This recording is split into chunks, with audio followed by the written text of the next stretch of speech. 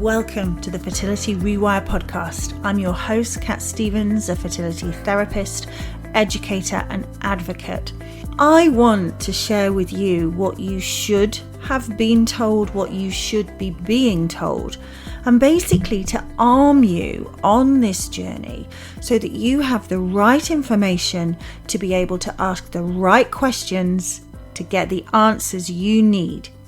You can find me at fertilityrewire.com. I hope you enjoy the podcast.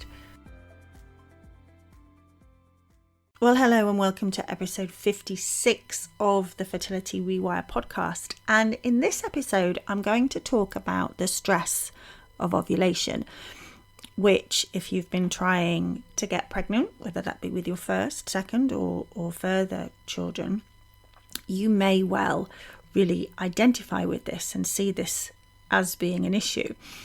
So my first question for you is, do you know when you ovulate? Have you always known when you ovulate? Are you still unsure? Or have you recently found out that it's not at all when you thought you were doing?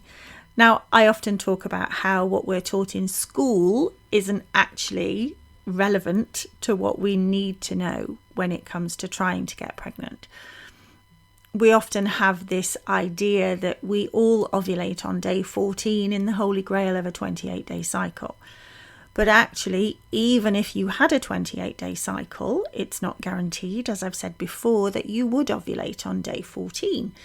I know some people have been informed from a medical professional that they will ovulate 14 days after their period starts, and other people have been told that they will ovulate 14 days before their period starts. None of which is a guarantee, none of which is true for all. Now, I have worked with some clients over the years where the only issue in their fertility journey was that they weren't completely sure when they were ovulating. And often it's that they were ovulating a lot later than they thought. So it was, when working together, quite a quick win for many. And sometimes it can be as simple as that, but we know it's not. We know, as I've said many times, that there are many, many factors involved. And we also know that we are not looking for further information when we're going through the doctors necessarily. So, do you know your signs of ovulation? Now, this is something I discussed early on in the podcast in episode 6. So that's worth a listen if you haven't already listened to that one, where I talk about ovulation signs. So naturally, when you ovulate, think about it. Think about us as animals, not as logical, overthinking at times humans, but as animals, your body tells you it's time to reproduce. So your libido will be increased. You will have increased, but you will have changing cervical mucus that will change over this fertility window. The type of mucus varies as we get nearer to ovulation. It's very choosy early on as to which sperm it lets through. And then nearer to ovulation, as I've talked about in episode 6, it's going to let anything through at this point. So it is important to know what that cervical mucus means and what it demonstrates. We know that stress, anxiety, worry, fear affects ovulation. It's a very natural process in the body. It's a fantastic process to keep you safe, because ultimately the first job of your body is for you to stay alive. Its second job is for you to have sustenance, for you to continue. So to stay alive in the moment of danger, and then to stay healthy and alive. And its third job, and this is a hierarchy, is procreation. So unless those other two are in place, as I've talked about before, procreation is going to come very, very low down on the list. So at times when your body feels you are in imminent danger, in the past, this would be with predators, and I talk about tigers a lot, and tiger taming is what I work with my clients. It's a ways to address this stress, worry, anxiety and fear and bring your body back into balance and help your fertility. So when you are faced with a tiger, then your body, your hypothalamus pituitary adrenal axis is working to regulate, to ensure that everything is put into staying alive. And when everything is put into staying alive, then other aspects are switched down or switched off. And ovulation can be one of these. Okay, so it could be that ovulation comes later, or it could be that you don't ovulate at all. As well as that, what we also know is not only can, and I hate using the word stress, but when your emotional health is unbalanced, when there is fear and worry and anxiety in place, it will affect ovulation. But equally, ovulation can in fact be the cause of the stress, the worry and the fear. So it's in effect of working with this to try and get the balance. Now, as you know, I hope you know that I will never tell you to just relax. Relaxing is really, really difficult. So when we look at your tigers, and again, I've talked about this many times before, but I'm going to talk specifically about your ovulation tigers. And your tigers are your thoughts, your fears and your worries. So what are the thoughts that are running through your head around the time of ovulation? What are those thoughts? What ifs do you have? What if I'm not ovulating? What if I don't get pregnant this month? I may never get pregnant. How do I know that this is the right time? How do I know that I'm ovulating? What if it's me? What if your partner isn't going to be around during the magic window? And what is your magic window? What is the time you have put aside or you have in your mind that is your magic window? And I hope your answer will be the period of 7 days before ovulation. So that's what I work with my clients, and we look at that in different stages of the activity, if you like, you will be involved with in order to maximize your chances of getting pregnant. Because remember, the egg lives for up to, it's not guaranteed, up to 24 hours. Okay, the sperm lives for 3 to 5 days, can be up to 7. And I've repeated this time and time again, I know.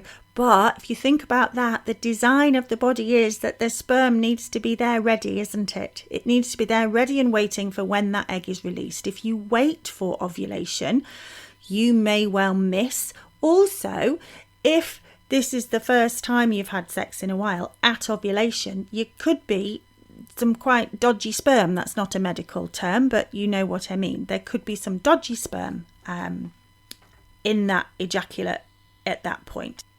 The other thing is, what are you doing to analyze when you are ovulating? Are you using your body's signs?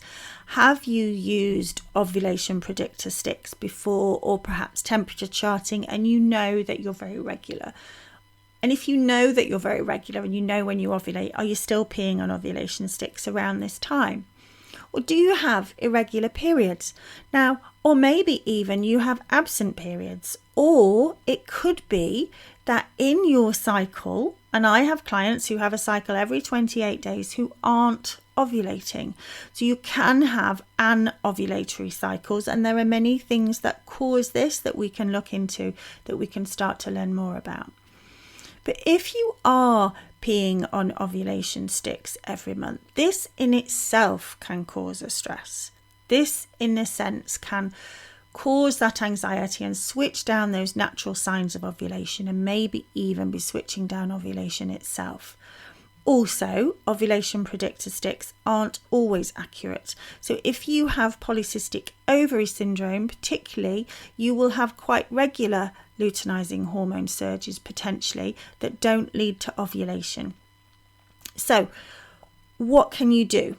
What can you do to support yourself at this time, to know more about ovulation and to get in a better headspace for it? So rather than reading everything and sending yourself crazy with your Google searches, I would suggest that you choose just a few sites that you find useful to support your fertility journey. You could work with somebody like myself to support you, of course. When you're looking on the internet, when you're looking at social media, and I've mentioned this phrase before, don't just look at what Jane did, because the factors affecting Jane might be very different to the factors affecting you. And also, going to be a bit controversial, but this is my message always, don't just believe what your doctor is telling you. I'm sorry, but your family doctor is not a fertility expert.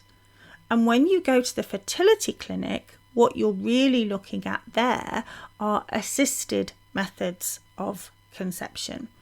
So if you really want to get a handle on ovulation, then it's important that you truly know and understand what is going on personally for you with ovulation, that you understand your body's signs. Now, I've talked about ovulation pain before in an episode. Ovulation pain is not a positive sign always of ovulation. So don't think, oh, I get pain, so that's really good, so I know when I ovulate. We need to look a little bit further into that especially. So when you understand your body and know the signs, you can develop a sense of trust in your body. And when you have a sense of trust, that can, in effect, start to support the reduction of the fear and the worry and anxiety. And the more understanding and the more sound information with an action plan that you have, the more in control you can feel. Because let's face it, we don't feel in control of this at all. You can, of course, use ovulation predictor kits, but it's important to know when to use them, and it's important to identify what stress they in themselves are causing for you. So when I'm working with clients, we monitor the cycle, and I say we because I ask my clients to gather the data and I analyze the data, because looking at that data and trying to analyze what it means can send you into anxiety, worry, stress and fear. So whether you're doing your basal body temperature, and it's important to know the right way to do it, first thing in the morning, as soon as you wake, before you do anything else at all. And I encourage my clients to chart this on an app called Fertility Friend. It can be a bit overwhelming for you as an individual, but it gives me an incredible amount of detail about all parts of the cycle, not just ovulation. We can see slow rises in ovulation. We can see a strength of ovulation. And that's really, really key as well. And also the magical luteal phase. If you are using a fertility analyzer such as Mira, MIRA, then you can see there your estrogen and your luteinizing hormone to give you that picture of ovulation. But what you can also do now with their additional ones that they have is that you can measure the progesterone as well. And that's really, really powerful. And don't forget that progesterone production starts after you ovulate. So if you've had a blood test to look at your progesterone and the progesterone is low, if it's super low, that might mean you're not ovulating, or if it's low, it might mean that the ovulation isn't very strong. So there's lots that progesterone can tell us as well. It's also really, really important to look at the wider aspects affecting fertility. Remember, your egg is a cell, so your cellular health is really key when it comes to nutrition. And also, oxidative stress can have an effect on your cellular health. Oxidative stress that is in the body as a result of emotional stress as well as physical stress on the body. So it's key to look at some key deficiencies that might be affecting your cellular health as well. And of course, the pelvic health itself. So is there sufficient space in your pelvis? In episode 9, I chatted with Claire Mockridge about, does your womb have enough of room? You know, is it trying to do its job from behind a wardrobe in effect? So what is the pelvic space like? What's been affecting that particular area? What might be impacting ovulation? Have your reproductive organs got enough room in there? Is it been affected by endometriosis or possibly any adhesions or scarrings? And also, if you've had a previous child and you're trying to get pregnant again, there might be effects from your previous pregnancy and birth that could be having an impact as well. And we also know that ovulation and when you ovulate changes. It's not always the same as it was. It does change throughout your life cycle as well. So there is potentially a lot you don't know, but there is a lot you can know. So if you want to get more answers, if you want to get the answers, or even find the right questions so you can get the answers, then I can help with that. So if that's something you want to reach out, get in touch. You can get me on socials at Fertility Rewire or kat@fertilityrewire.com. Or I hope that there is sufficient information here in this podcast and in the podcast episodes I've mentioned, episode 6 and episode 9, that might give you more information and might arm you with the information to get the answers that you need and to be able to interpret those answers as well. Don't forget, if you haven't heard already, I have a group program as well as working one-to-one with anybody experiencing fertility issues.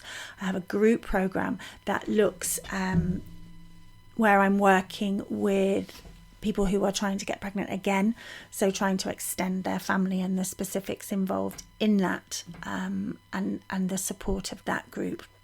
And then also, just before I go, if you have these tigers that need taming, if you have an ovulation tiger, a timing tiger, a getting pregnant tiger, a worry, these tigers that are there, I do have a tiger taming program, which is a 4-week online program. And if you want more information about that, then again, reach out, but it will be on the website soon, which is fertilityrewire.com. But for now, thank you for your time and take care. I really hope you enjoyed that episode. And whether you're trying for your first child, your second child, or more, whether you've just started on your journey or you've been on the twists and turns of this for a long time, I really hope this information is going to help you ask the right questions to get the right answers. And if you want to know any information about Fertility Rewire, about working with me, or the free resources that I have available, please visit www.fertilityrewire.com. Until next time.